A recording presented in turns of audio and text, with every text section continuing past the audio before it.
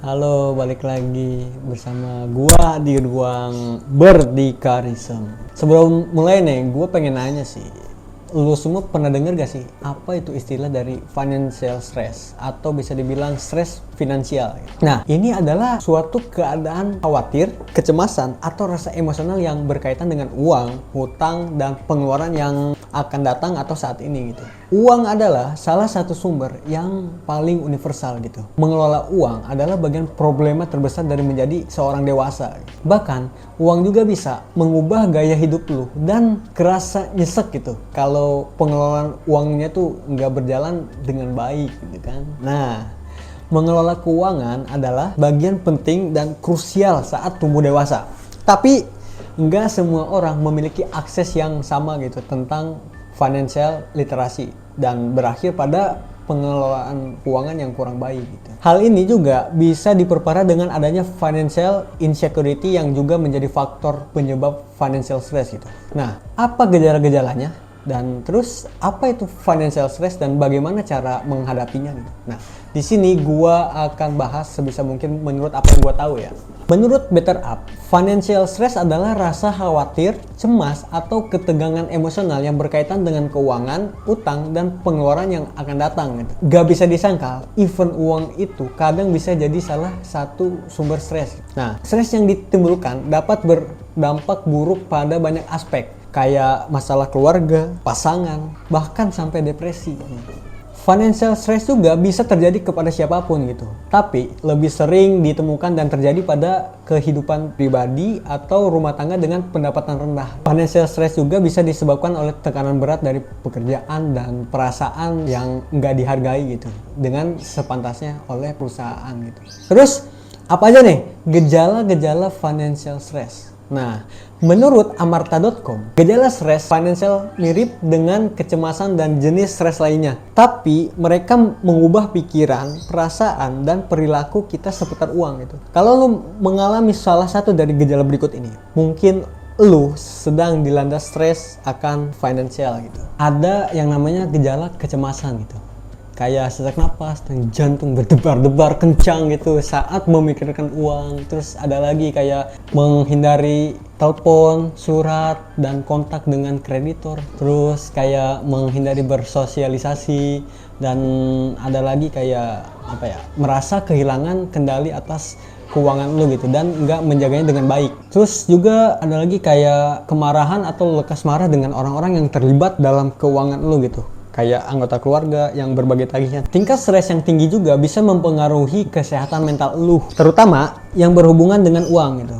Faktanya, gejalanya itu bisa sangat parah sampai bisa menyerupai kayak gangguan stres gitu. Terus dimana lu ngerasa nggak bisa mengatasi tagihan dan nggak peduli seberapa keras lu berusaha, which is itu bisa menghancurkan harga diri lu sendiri. Lebih lanjutnya, situasi mengisolasi diri dari teman dan keluarga sampai menghabiskan seluruh waktu lu secara emosional yang mengkhawatirkan tagihan. Tanya-tanya gitu, apakah lu bisa mampu menangani keadaan darurat gitu kalau muncul. Seseorang dengan tingkat stres yang parah lebih mungkin mengalami hal-hal berikut. 1. Tidur, susah tidur gitu. Lu bisa mengalami insomnia atau tetap terjaga di malam hari gitu karena memikirkan masalah uang. Hal ini tentu memicu kesehatan tubuh karena kurang tidur membuat hari-hari semakin sulit saat menghadapi efeknya gitu.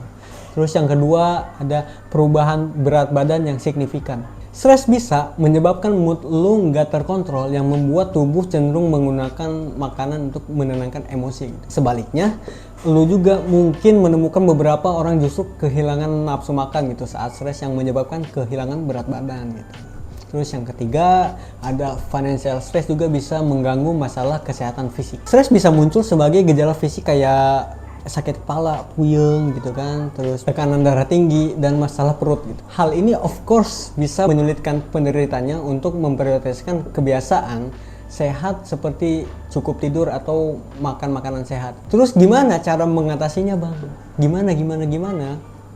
Cara mengatasinya, 1. Kontrol emosi dan lebih tenang. Sebenarnya ini udah sedikit pernah dibahas ya oleh kita gitu. Bukan kita sih, oleh Fahmi gitu, sama Fahmi. Di YouTube Berdikarism yang berjudul Seni Mengendalikan Diri. Bisa lu klik di atas sini.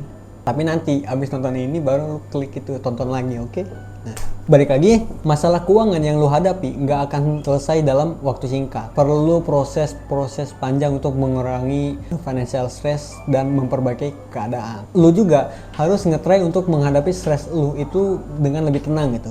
Nah, lu bisa memikirkan perihal keuangan di tempat yang memiliki suasana tenang gitu kan. Even lu ada masalah, banyak minum air putih dan latihan pernapasan sebelum memutuskan sesuatu.